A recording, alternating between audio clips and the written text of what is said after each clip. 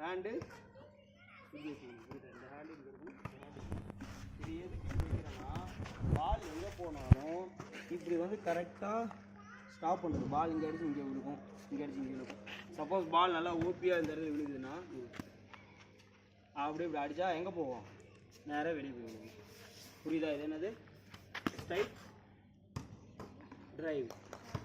இது வச்சுருக்குமா? இந்த லெக்கு வர எப்படி இருக்கும் இல்லையா?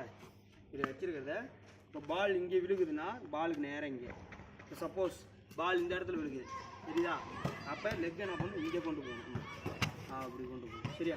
இப்போ பால் இங்கே விழுகுது,